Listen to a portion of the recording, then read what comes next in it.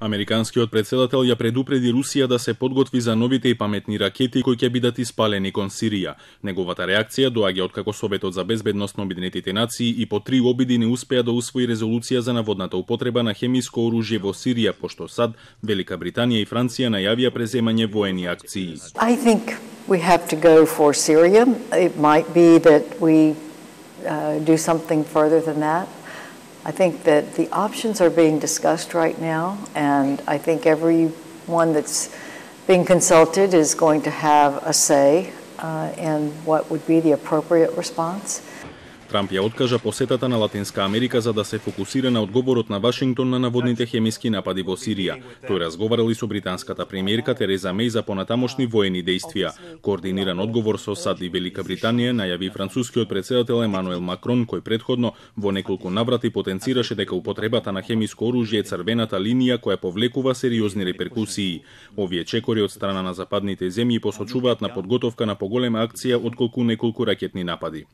Русија, која стави вето на обидот на САД во Советот за безбедност да воспостави нова истрага за откривање на виновниците за хемиските напади во Сирија, ги обвини дека предложиле текст за усвојување за кој знаеле дека Москва ќе стави вето само како изговор за да преземаат воени действија. Если вы приняли решение осуществить незаконную военную авантюру, надеемся, что вы все-таки одумаетесь.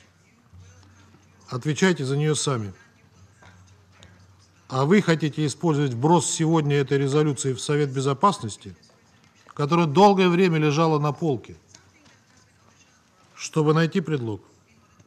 И Русија и САД имаат флоти во Средоземното море, а количеството на оружје што би можело да биде употребено е огромно. Американскиот разорувач Доналд Кук е на само 100 километри од Тартус, каде се наоѓа војно-поморската база на Русија.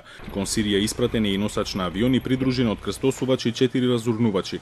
Од другата страна се наоѓаат група борбени бродови на Русија, меѓу кои дизел подморници, а во базата Хмеимим стационирани се авиони ловци и бомбардери, вклучително и најновите авиони Су-57.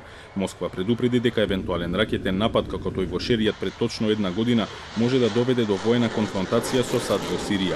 Извор од Министерството за одбрана на Русија ситуацијата ја нарече најопасниот момент во руско-американските односи уште од кубанската ракетна криза од 1962 година.